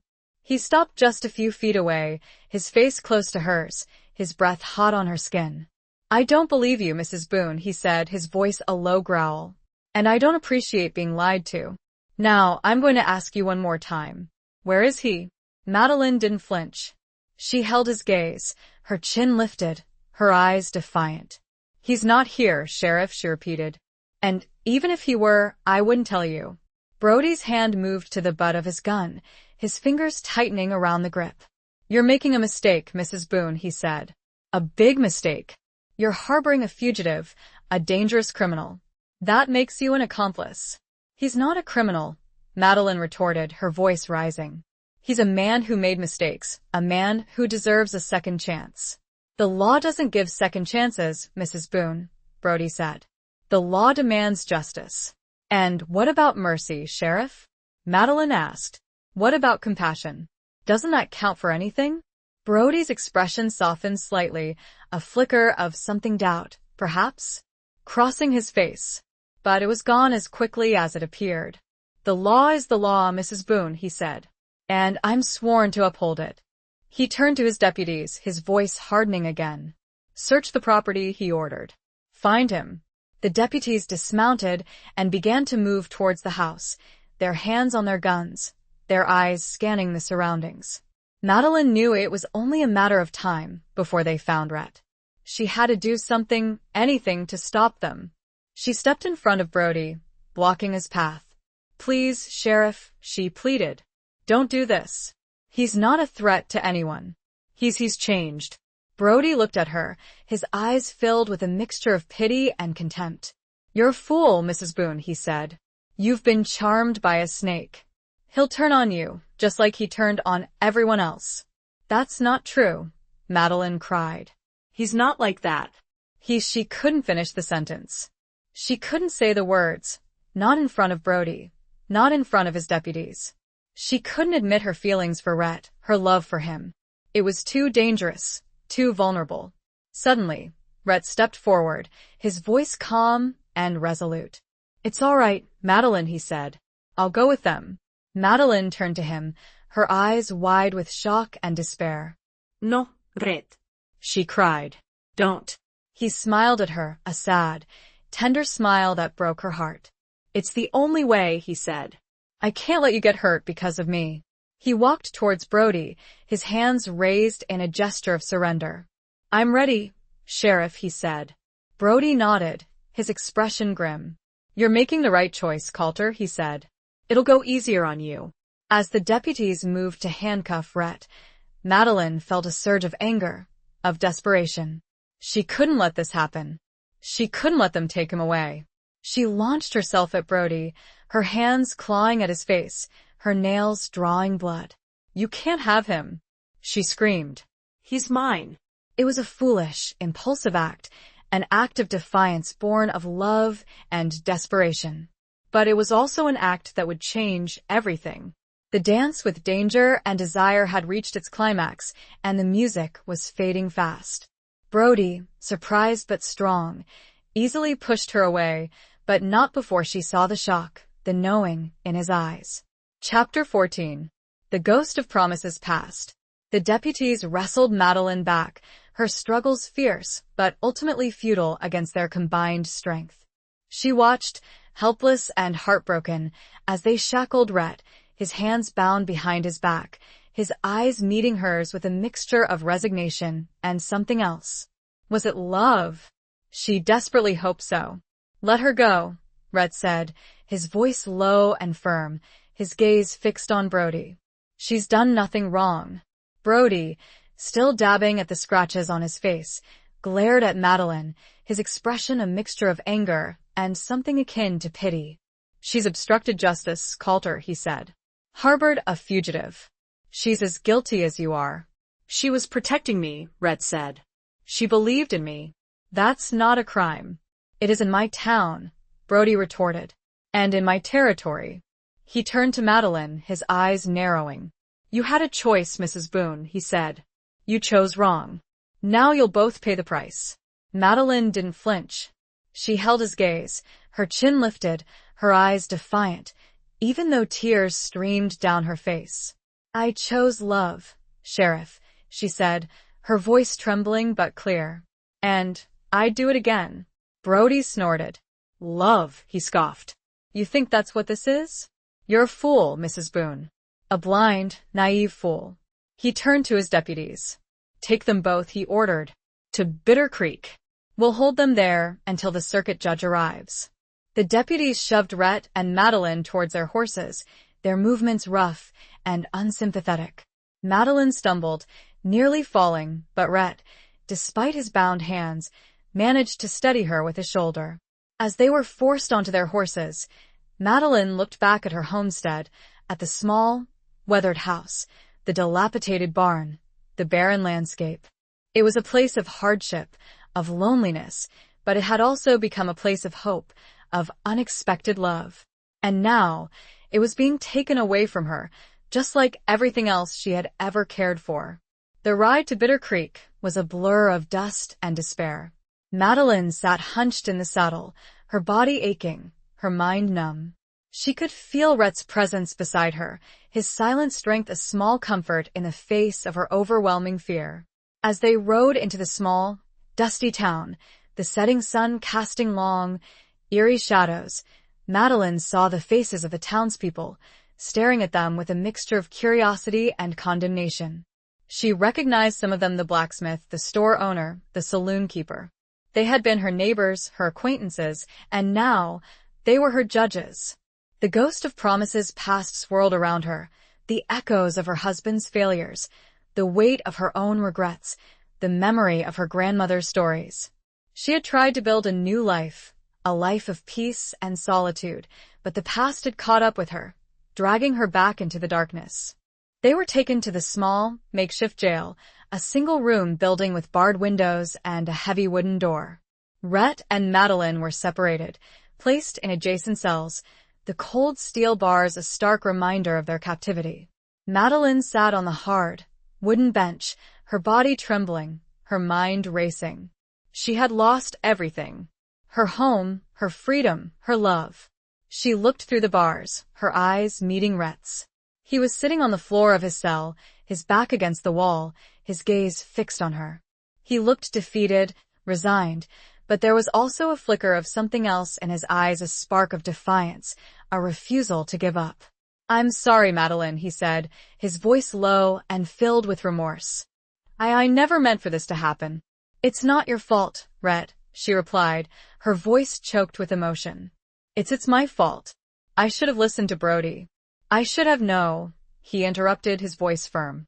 "You did what you thought was right. You followed your heart. That's all that matters." He smiled at her, a sad, tender smile that made her heart ache. "Thank you, Madeline," he said, "for believing in me, for loving me." Tears streamed down Madeline's face, tears of sorrow, of regret, but also of gratitude. She had found love, even if only for a brief time, and it had been worth it. Even in this dark, desperate hour, she knew she wouldn't trade it for anything. The ghost of promises past might haunt her, but the promise of love, however fleeting, had given her something to hold on to, something to believe in. And that, she realized, was a treasure more valuable than gold, more precious than freedom. It was a treasure that no one could take away from her. Chapter 15. When the past collides with the present. The night in the Bitter Creek jail was long and cold, the silence broken only by the occasional cough or groan from the other prisoners, a couple of drunks, and a young man accused of stealing a horse. Madeline couldn't sleep. She sat on the hard, wooden bench, her body aching, her mind racing, her heart heavy with despair. She kept looking through the bars at Rhett, who sat silently in his cell, his gaze alternating between her and the small, barred window that offered a glimpse of the star-studded sky. He seemed lost in thought, his expression grim, his body tense. She wondered what he was thinking, what he was feeling. Was he regretting his past? Was he fearing the future? Was he thinking of her? She wanted to talk to him, to comfort him, to reassure him. But she didn't know what to say. Words seemed inadequate, empty, in the face of their predicament. As the hours crawled by, Madeline began to think about her life, about the choices she had made, the paths she had taken. She had always tried to do what was right, to be a good person, to live a life of honesty and integrity. But somehow, she had ended up here, in jail, accused of a crime she hadn't committed, her future hanging in the balance. She thought of her husband, Thomas, his charm and his weaknesses, his broken promises and his ultimate failure. She had loved him, in her own way, but it had been a love born of companionship, of shared dreams, not the fiery, passionate love she had once imagined. And then there was Rhett, a stranger, a wanted man, a criminal. And yet, she had fallen in love with him, with his vulnerability, his pain, his hidden strength. It was a reckless, foolish love, a love that had defied logic and reason. But it was also a love that had awakened something deep within her, something she thought she had lost forever. Suddenly, the silence of the jail was shattered by the sound of raised voices coming from the sheriff's office, which was located in the front part of the building. Madeline and Rhett exchanged a look, their eyes filled with alarm. "What's going on?" Madeline whispered. Rhett shook his head. "I don't know," he replied. "But it doesn't sound good." The voices grew louder, more agitated. Madeline could hear Brody's voice, gruff and angry, and another voice, unfamiliar, but equally forceful. Then there was a crash, followed by a shout, and then silence. Madeline and Rhett held their breath, their senses on high alert. They waited, their hearts pounding in their chests, their bodies tense and ready. After a few moments, the door to the jail cell area swung open, and a figure stepped inside. It wasn't Brody. It was a man Madeline had never seen before, a tall, lean man with a weathered face and piercing blue eyes. He wore a long, dusty coat and a gun belt slung low on his hips. He looked like a man who had seen his share of trouble, a man who knew how to handle himself in a fight. The man stopped in front of Rhett's cell, his gaze fixed on him. "Coulter," he said, his voice low and gravelly. "It's been a long time." Rhett stared at him, his eyes widening in recognition. "Slade," he whispered, his voice filled with a mixture of surprise and fear. "That's right," the man said, a cruel smile twisting his lips. "I finally caught up with you. What do you want?" Rhett asked, his voice trembling slightly. "I want what you owe me," Slade replied. "And I want to see you pay for what you did." He turned to Madeline, his gaze sweeping over her, his eyes lingering on her face. "And who's this?" he asked. "Your latest victim?" "She's got nothing to do with this," Rhett said, his voice rising. "Leave her out of it." Slade chuckled. "Oh, I don't think so, Coulter," he said. "I think she's the key to your redemption." He reached into his coat and pulled out a key. He unlocked Rhett's cell door and stepped inside. "Come on, Coulter," he said. "We're going for a ride." Rhett hesitated, his gaze flickering to Madeline, his eyes filled with a mixture of fear and apology. "Don't do it, Rhett," Madeline cried. "Don't go with him." Rhett ignored her. He stepped out of the cell, his body tense, his hands clenched into fists. "Let's go, Slade," he said. "Let's get this over with." Slade grinned, a cruel, predatory grin. "That's the spirit, Coulter," he said. "That's the spirit." He shoved Rhett towards the door, his gun pressed against his back. Madeline watched, helpless and horrified, as they disappeared into the night. The past had collided with the present, and the future was more uncertain than ever. She was alone again, in the cold, dark jail, her heart filled with dread and a gnawing fear for the man she loved. What was Slade going to do? Chapter 16. The Reckoning of Hearts and Histories. Madeline spent the rest of the night in a state of agonizing suspense, her mind conjuring up all sorts of horrific scenarios. She paced the small confines of her cell, her body trembling, her heart pounding with a mixture of fear and dread. She imagined Rhett being tortured, killed, his body left to rot in the desert. She had no idea who Slade was, or what he wanted with Rhett. But she knew it was something bad, something connected to Rhett's past, to the life he had tried to escape. As dawn approached, she heard the sound of horses returning. She rushed to the bars of her cell, her eyes straining to see through the dim light. She saw Brody, his face bruised and battered, his clothes torn, being helped into the jail by one of his deputies. The other deputy was nowhere to be seen. "Sheriff!" Madeline cried. "What happened? Where's Rhett?" Brody looked at her, his eyes filled with a mixture of anger and defeat. "He's gone, Mrs. Boone," he said, his voice hoarse and weak. "Slade took him." "But who is Slade?" Madeline asked. "What does he want with Rhett?" Brody slumped down on a chair in his office, his body sagging with exhaustion. "Slade was Rhett's former partner," he said. "They rode together, robbed together, killed together. They were like brothers until Rhett decided to go straight." "And Slade didn't like that?" Madeline asked. Brody nodded. "Slade felt betrayed," he said. "He swore revenge. He's been hunting Rhett for years." "But why now?" Madeline asked. "Why did he come here?" "He heard about Rhett being arrested," Brody said. "He saw his chance." He overpowered us. Took Rhett. Killed Deputy Johnson." Madeline gasped, her hand flying to her mouth. "Oh, God," she whispered. "I tried to stop him," Brody said, his voice filled with remorse. "But I was too late." He looked at Madeline, his eyes filled with a mixture of guilt and something akin to respect. "I was wrong about you, Mrs. Boone," he said. "You weren't protecting a criminal. You were protecting the man you loved." "What happens now?" Madeline asked, her voice trembling. Brody shook his head. "I don't know," he admitted. "It's out of my hands. Slade, he's a dangerous man.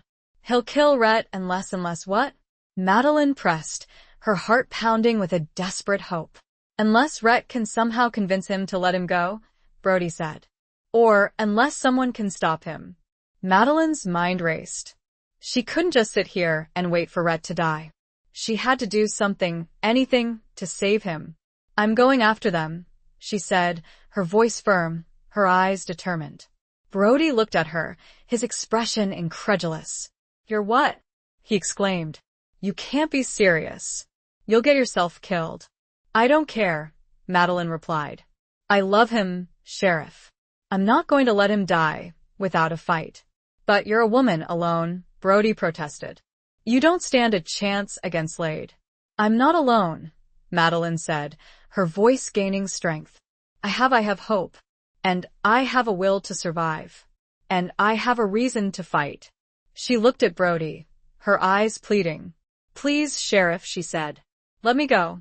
Let me try to save him." Brody hesitated, his gaze searching her face. He saw the determination in her eyes, the love that fueled her courage. He knew he couldn't stop her. He sighed, his shoulders slumping. "All right, Mrs. Boone," he said. "I'll let you go. But be careful. Slade is a ruthless killer. He won't hesitate to kill you, too." He unlocked her cell door, his movements slow and deliberate. "Take my horse," he said. "It's the fastest one I have. And take this." He handed her his rifle, the cold steel a familiar comfort in her hands. "Good luck, Mrs. Boone," he said. "You're going to need it." Madeline nodded, her heart filled with a mixture of gratitude and trepidation. "Thank you, Sheriff," she said, "for everything." She stepped out of the jail, into the bright, clear light of the new day. She mounted Brody's horse, her body tense and ready. She knew the road ahead would be dangerous, fraught with challenges and uncertainties. But she was determined to face it, to fight for the man she loved, to save him from the clutches of his past. The reckoning of hearts and histories was at hand, and she would meet it head-on, armed with love, courage, and a borrowed rifle. She spurred the horse forward, leaving Bitter Creek and its bitter memories behind. Chapter 17. Blood on the Sand, Tears in the Wind. Madeline rode hard, following the tracks left by Slade and Rhett, her eyes scanning the barren landscape, her heart pounding with a mixture of fear and determination. The desert stretched out before her, vast and unforgiving, a tapestry of browns and yellows, broken only by the occasional scrub brush and the distant, shimmering heat haze. She had no idea where Slade was taking Rhett or what he planned to do with him. But she knew she had to find them. She had to stop him before it was too late.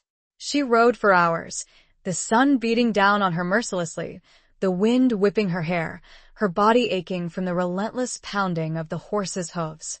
She stopped only to water the horse and to take a few sips of water herself, her mind constantly replaying the events of the past few days, her heart filled with a desperate hope that she would find Rhett alive.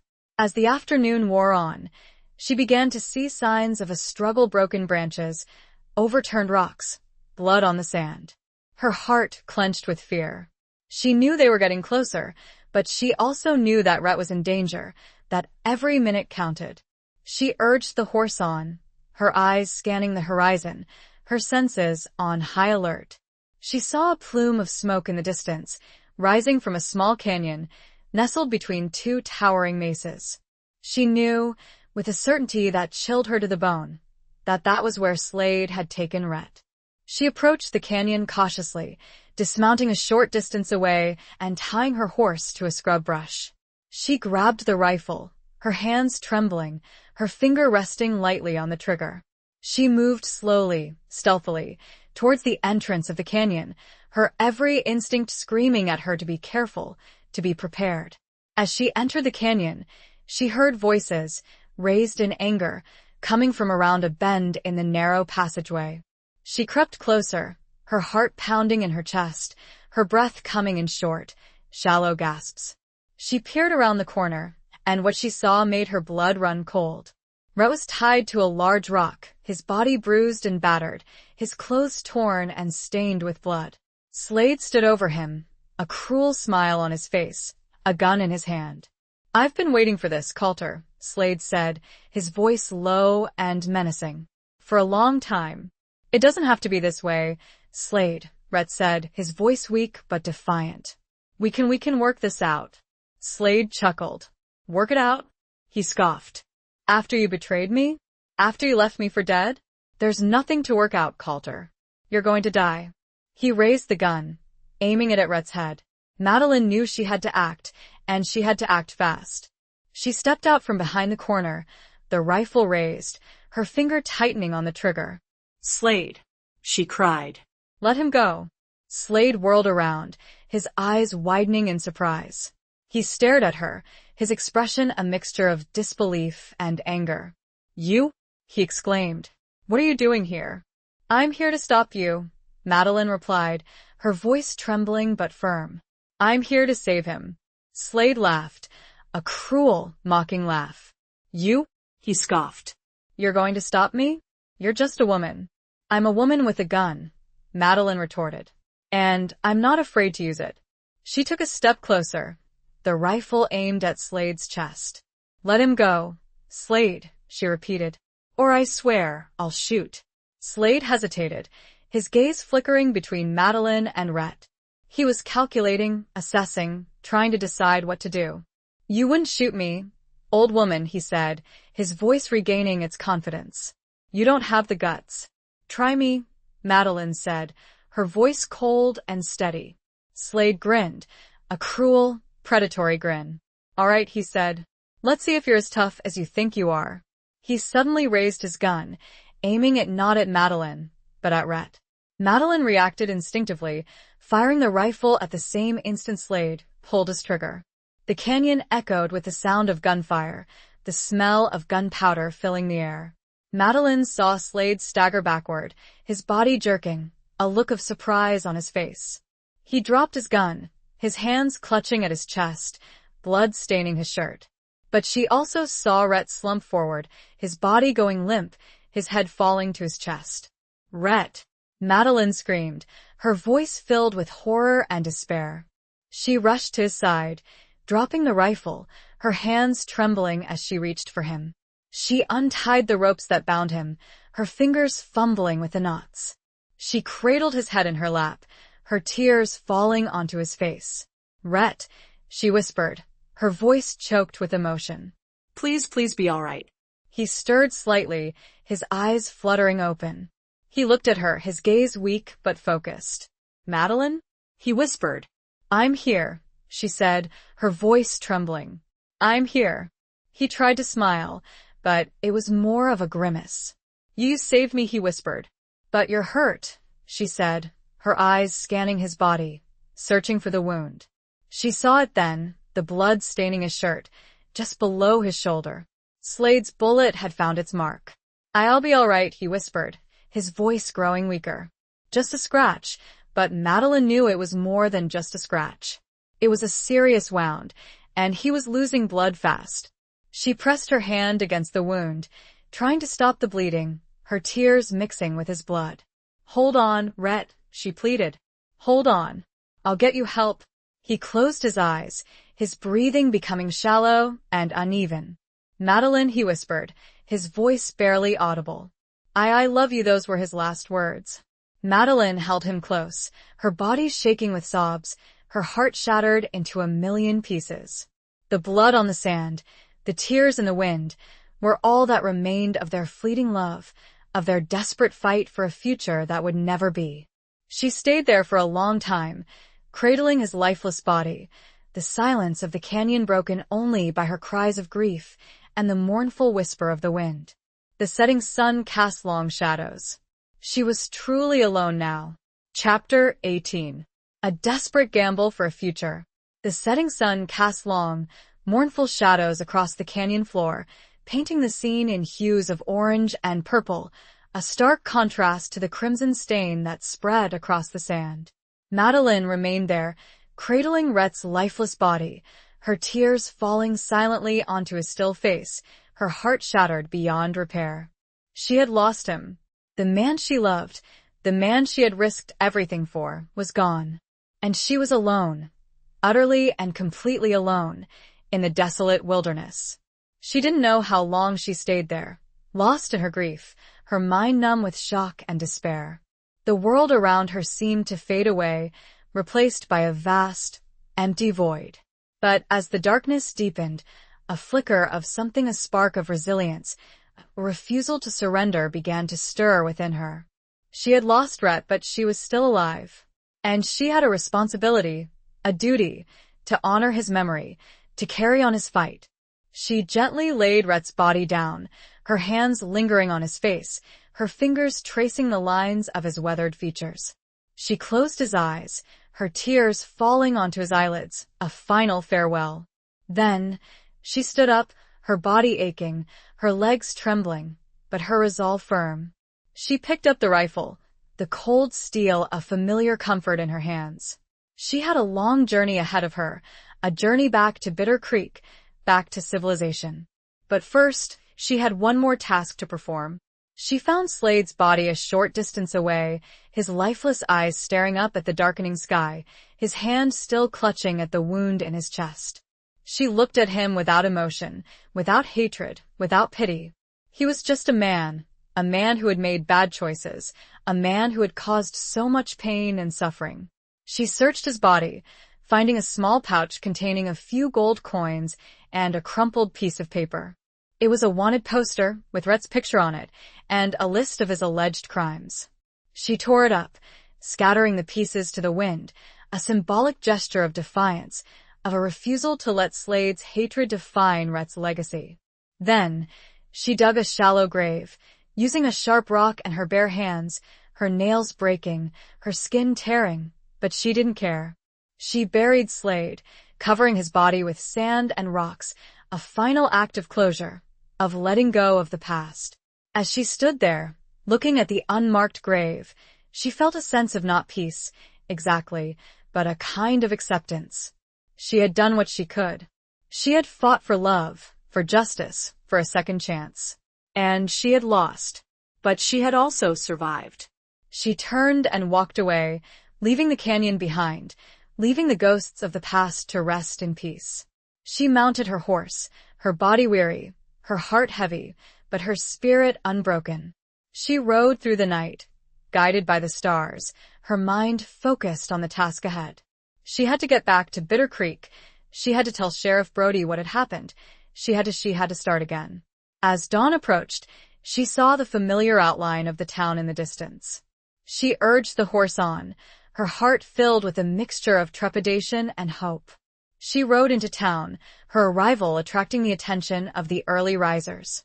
She saw the surprised faces of the townspeople, their whispers and stares following her as she made her way to the jail. She dismounted in front of the jail, her legs stiff and sore. She walked inside, her boots echoing on the wooden floor. Sheriff Brody was sitting at his desk, his face pale and drawn, his eyes filled with a weary resignation. He looked up as she entered, his expression changing from surprise to something akin to relief. "Mrs. Boone," he said, his voice hoarse. You're alive." "Yes, Sheriff," Madeline replied, her voice trembling but firm. "I'm alive." "But Red is dead." She told him everything, her voice breaking with emotion as she recounted the events of the past day, the confrontation with Slade, the shootout, Rhett's final words. Brody listened in silence, his expression grim, his eyes filled with a mixture of sadness and respect. "I'm sorry, Mrs. Boone," he said finally. I truly am." "It wasn't your fault, Sheriff," Madeline said. "You did what you could." She paused, taking a deep breath, steeling herself for what she had to say next. "I want to make a deal, Sheriff," she said. Brody raised an eyebrow, his expression questioning. "A deal?" he asked. "What kind of deal?" "I know I broke the law," Madeline said. "I harbored a fugitive. I obstructed justice. I'm willing to face the consequences. But I want something in return." "And what's that?" Brody asked. I want Rhett's body," Madeline said. "I want to bury him on my property, next to my husband. I want to give him a proper burial, a place to rest in peace." Brody hesitated, his gaze searching her face. He saw the determination in her eyes, the love that still burned bright, even in the face of loss. He nodded slowly. "All right, Mrs. Boone," he said. "You have a deal." Madeline felt a wave of relief wash over her, a small measure of comfort in the midst of her overwhelming grief. It was a desperate gamble for a future she wasn't sure she wanted, but it was the only way she could honor Rhett's memory, the only way she could find some semblance of peace. She would face the consequences, whatever they may be, but she would do it with her head held high, her heart filled with the memory of a love that had defied the odds, a love that had burned bright, even in the darkest of nights. It was all she had left. Chapter 19. The Long Road to Redemption. The days that followed were a blur of activity and quiet contemplation. Madeline, with the help of Sheriff Brody and a few sympathetic townspeople, retrieved Rhett's body from the canyon. They brought him back to her homestead, where she had prepared a grave, next to the one where her husband, Thomas, lay buried. The burial was a simple, private affair, attended only by Madeline, Sheriff Brody, and the blacksmith, a kind, quiet man who had always shown Madeline respect, even when others had whispered behind her back. The blacksmith had crafted a simple wooden cross, carving Rhett's name and the words "He found peace" onto its surface. Madeline stood by the grave, her body trembling, her heart aching, but her spirit resolute. She spoke a few words, her voice choked with emotion, but filled with love and gratitude. She thanked Rhett for his kindness, his courage, his love. She promised to remember him, to honor his memory, to live a life worthy of his sacrifice. Sheriff Brody, standing beside her, placed a hand on her shoulder, a gesture of support and understanding. He had come to respect Madeline, to admire her strength and her resilience. He had been wrong about her, wrong about Rhett. He had learned a valuable lesson, a lesson about love, about second chances, about the complexities of the human heart. After the burial, Madeline returned to her small, weathered house, the silence of the empty rooms echoing around her. She felt a profound sense of loss, of loneliness, but also a sense of purpose. She had a long road ahead of her, a road to redemption, a road to healing. She spent her days working on the ranch, tending to her animals, repairing the fences, planting a small garden. The work was hard, physical, but it was also therapeutic. It kept her busy. It kept her mind occupied. It gave her a sense of accomplishment. She also spent time reading, writing, reflecting. She wrote letters to her sister, whom she hadn't seen in years, telling her about her life, about Rhett, about her hopes and fears. She read books, old and new, seeking solace and inspiration in the words of others. She slowly began to rebuild her life, brick by brick, day by day. She made peace with her past, with her husband's failures, with her own regrets. She learned to forgive herself, to forgive others, to embrace the present and look forward to the future. Sheriff Brody visited her regularly, checking on her, offering his support, his friendship. He had dropped the charges against her, recognizing that she had acted out of love, out of a desperate desire to protect the man she cared for. He had become a friend, a confidant, a source of strength. The townspeople, too, began to accept her, to respect her. They had seen her courage, her resilience, her unwavering love for Rhett. They had realized that she was not just a foolish, naive woman, but a strong, independent woman, a woman who had faced adversity with grace and dignity. One day, as Madeline was sitting on her porch, watching the sunset paint the sky in hues of orange and purple, she saw a rider approaching in the distance. Her heart skipped a beat. For a moment, she thought it might be Rhett, that it had all been a bad dream. But as the rider drew closer, she realized it was Sheriff Brody. He dismounted, his movements slow and deliberate. He walked towards her, his face etched with a mixture of sadness and something else. Something she couldn't quite decipher. "Mrs. Boone," he said, his voice low and serious. "I have some news." Madeline's heart clenched with fear. "What is it, Sheriff?" she asked, her voice trembling. "It's about Rhett," he said. "About his past." He handed her a folded piece of paper, a telegram. Madeline took it, her hands shaking, her eyes scanning the words. The telegram was from a lawman in a town far to the east, a town where Rhett had lived before he had met Madeline. It stated that new evidence had come to light, evidence that exonerated Rhett of some of the charges against him, the most serious ones, the ones that had made him a wanted man. It turned out that Slade, Rhett's former partner, had been the real culprit, the one responsible for the crimes that Rhett had been accused of. Slade had framed Rhett, had manipulated the evidence, had made it look like Rhett was the guilty one. Madeline stared at the telegram, her mind reeling, her heart filled with a mixture of relief and anger. Relief that Rhett's name had been cleared, that his reputation had been restored. Anger at the injustice he had suffered, at the years he had spent running, hiding, fearing for his life. He was innocent, she whispered, her voice choked with emotion. Brody nodded. "Not entirely," he said.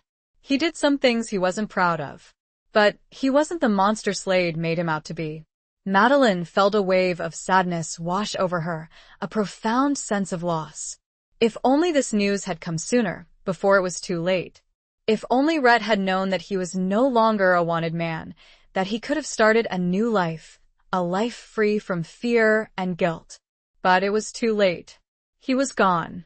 And all she had left were memories and a bittersweet sense of redemption, a redemption that had come at a terrible price. The long road to redemption had been paved with pain and loss, but it had also led to a truth that would forever be etched in her heart. And she would continue down that road. Chapter 20. The final confrontation of hearts and horizons. The news of Rhett's partial exoneration spread through Bitter Creek like wildfire, stirring up a mixture of emotions among the townspeople: relief, regret, and a renewed respect for Madeline. She had stood by a man she believed in, even when everyone else had condemned him. And in the end, she had been proven right, at least in part. Madeline received visitors, condolences, apologies. The women who had once whispered behind her back now offered her their sympathy, their support. The men who had doubted her now looked at her with admiration, with a newfound understanding of her strength and her courage. She accepted their kindness with grace, but her heart remained heavy. The news had brought her some measure of solace, but it couldn't bring Rhett back. It couldn't erase the pain of his loss, the emptiness that his absence had left in her life. She continued to work on her ranch, tending to her animals, repairing the fences, planting her garden. The work was her solace, her therapy, her connection to the land, to the life she had built. One afternoon, as she was returning from a ride to check on her cattle, she saw a figure standing on her porch, a figure that made her heart stop. It was a woman, tall and slender, with long, dark hair and piercing blue eyes. She wore a simple, travel-worn dress and a look of determination on her face. Madeline dismounted, her legs trembling, her mind racing. She approached the woman cautiously, her heart pounding in her chest.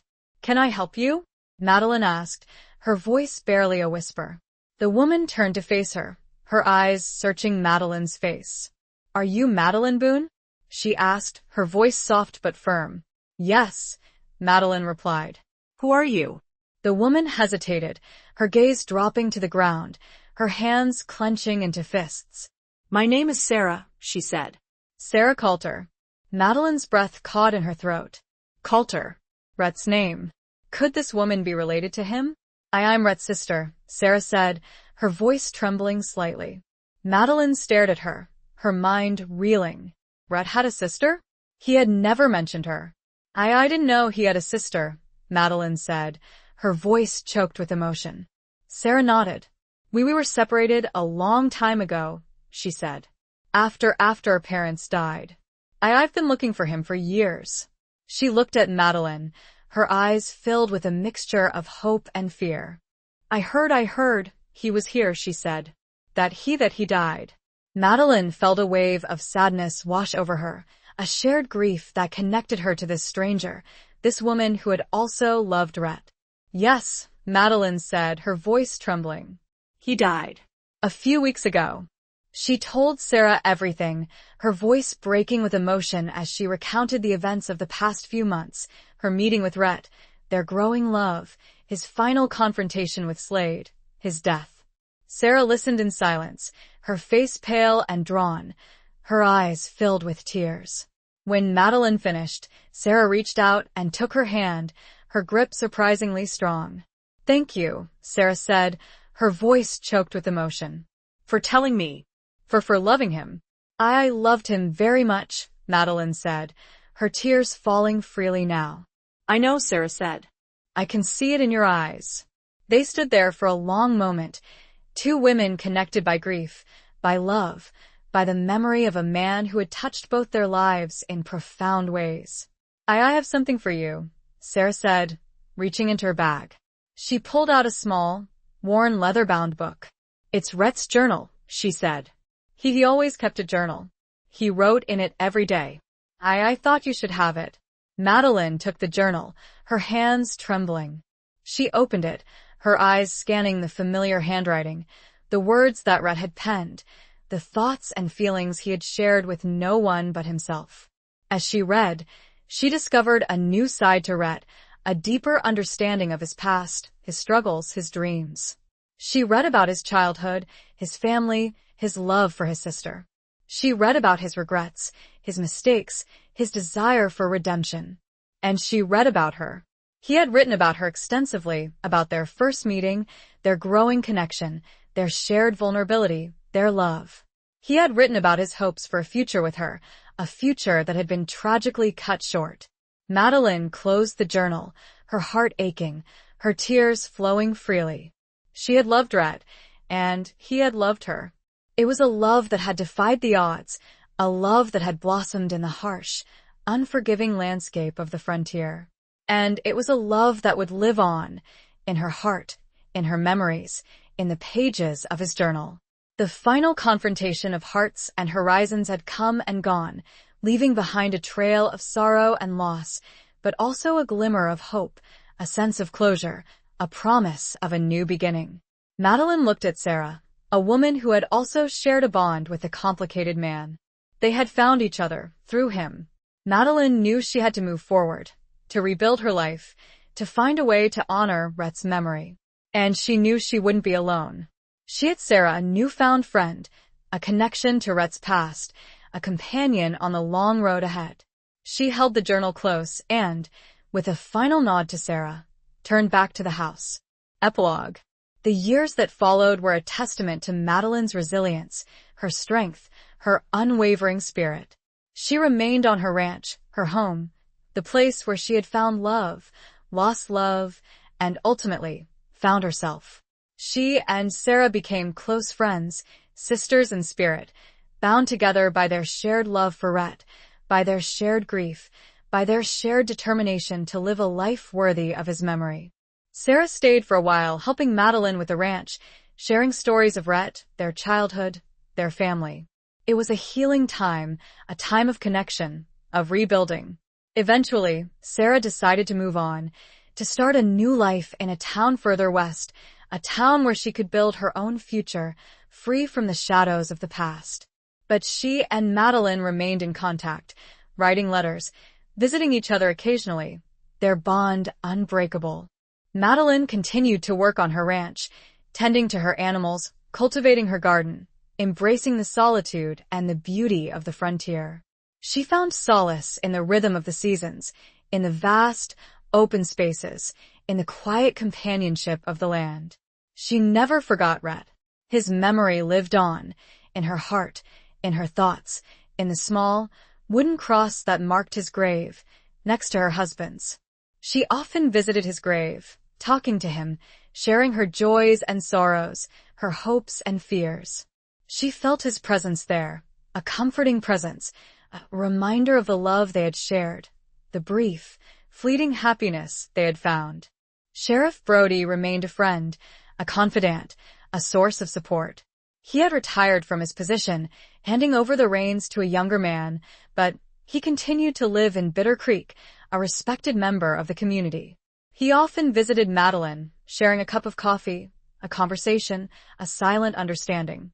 The townspeople, too, continued to respect her, to admire her. She had become a symbol of strength, of resilience, of the enduring power of love. They had learned a valuable lesson from her, a lesson about forgiveness, about second chances, about the importance of judging a person not by their past, but by their heart. As the years passed, Madeline grew older, her hair turning silver, her face etched with the lines of time and experience. But her eyes remained bright, her spirit unbroken. She had weathered many storms. She had faced adversity with courage and grace. She had lived a life filled with both joy and sorrow, with both love and loss. One evening, as she sat on her porch, watching the sun set over the vast, open landscape, painting the sky in hues of fiery orange and deep purple, she felt a sense of peace, a sense of contentment. She had lived a full life, a life true to herself, a life worthy of the love she had shared with Rhett. She closed her eyes, her heart filled with gratitude, with memories, with a quiet, enduring love. She had found her place in the world, her purpose, her peace. And as the stars began to appear in the darkening sky, she knew that she was not alone. She was surrounded by the spirits of those she had loved, by the echoes of the past, by the promise of the future. And as the cool night air enveloped her, she smiled, a gentle, knowing smile. She had lived, she had loved, she had endured. And in the end, that was all that mattered. The vast, star-studded sky was a blanket, a comfort, a